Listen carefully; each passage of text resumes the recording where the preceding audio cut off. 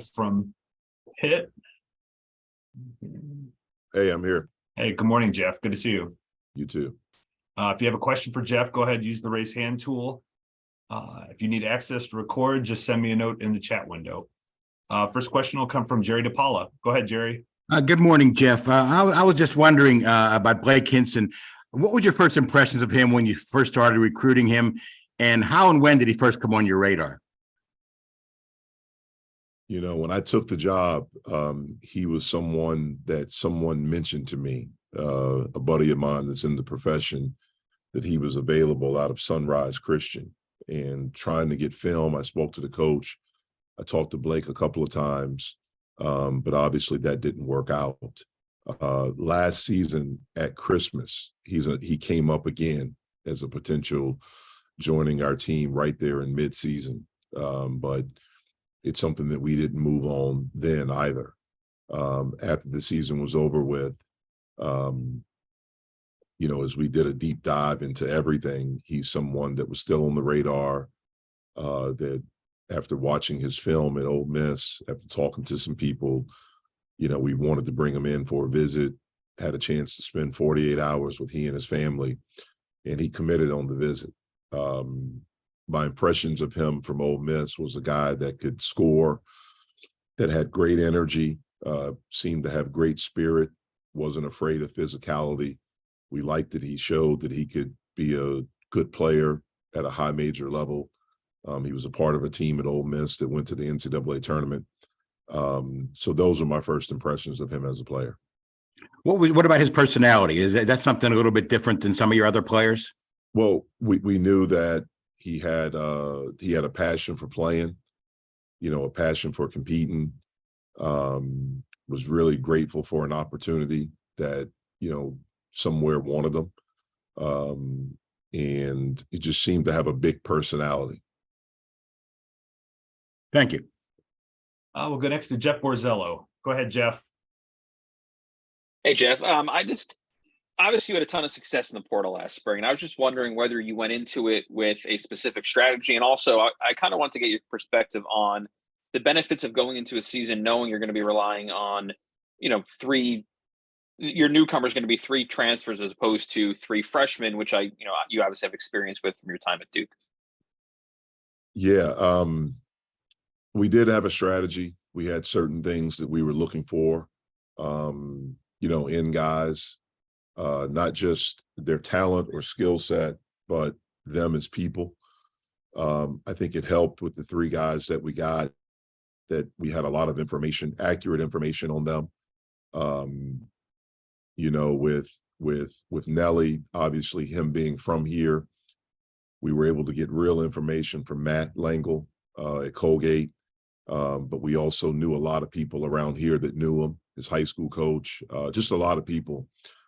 With Greg, obviously my relationship with Wojo, who coached him for 4 years.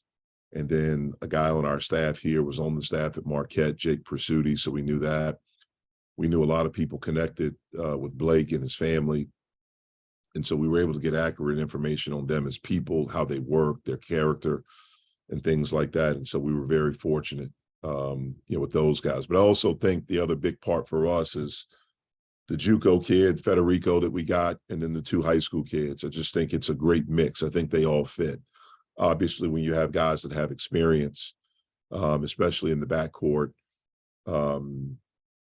that can give you an advantage, but the experience has to be about the right things. Like, it just can't be older guys. They have to be older guys that the parts fit, the people fit.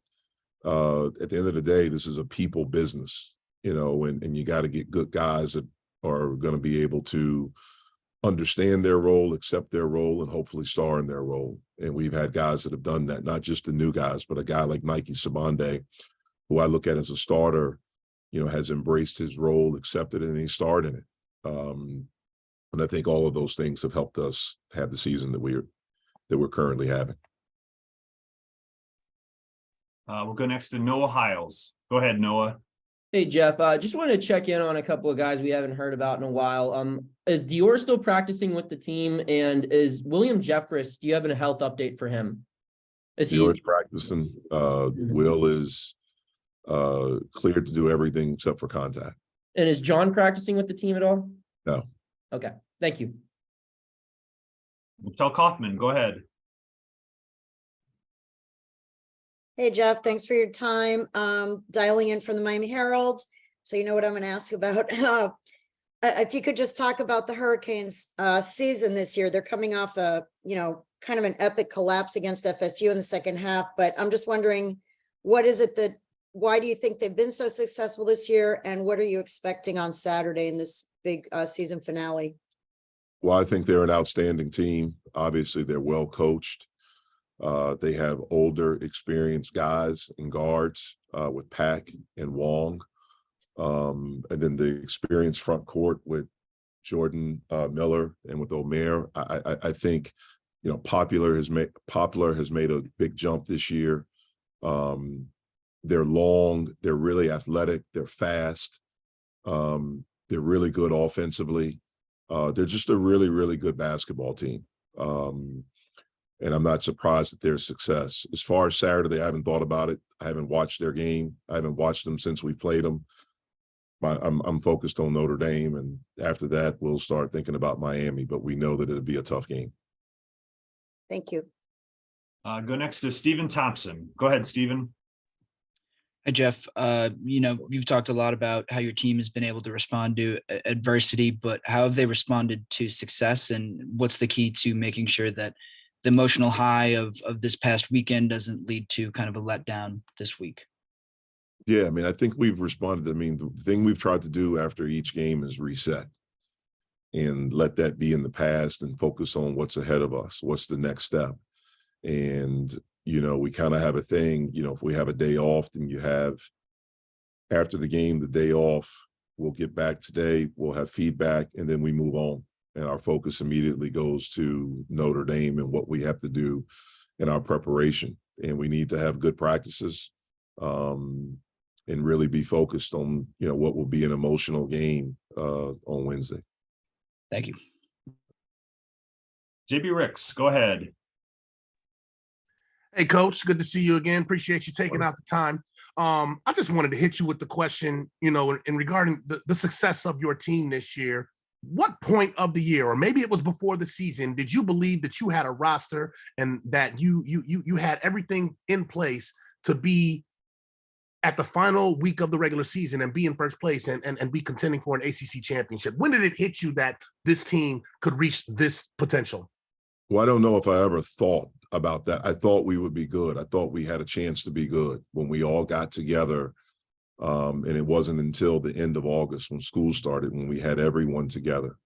And when I watched the guys, started workouts and things like that, I thought we had a chance to be good. Now, I never envisioned it being where, we're in the position, but we never talk about that as a program. We just talk about trying to be the best we can every day. As we went on and, we started and we lost 3 in a row and, that was tough, but how we responded to that, I was really proud of them.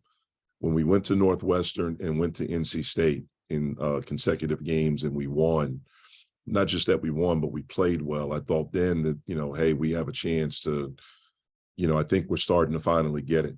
And as we started the conference, after Christmas, we were 1-0. We went to Syracuse, and then when we came back and we were able to beat, I think it was North Carolina and Virginia, and then I saw how we handled success a little bit. And I thought, okay, we have a chance, to be pretty good, to continue to be good. What I thought at the beginning of the year, I still think we have a chance to do that. And so, again, we've just tried to take it one game at a time. We haven't talked about the end result. We've just tried to take it one game at a time. It's worked for us. So we're going to try to continue to do that. Thanks, Coach. See you next week.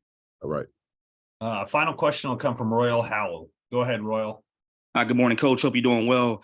Coach, can you just speak on just the effort and just the heart and soul from Jamarius Burton? He plays both sides of the court, Coach. Great chemistry on and off the court with the teammates. He's a pit bull. Just a great combo guard. Had 14, 8, and 9 on Saturday. Just what has it meant for you, Coach, just to have that type of guard play from Jamarius Burton amongst your other players? We know March is about guard play, and he just pivotizes the true meaning of a true floor general. Yeah, JB's been great for our program.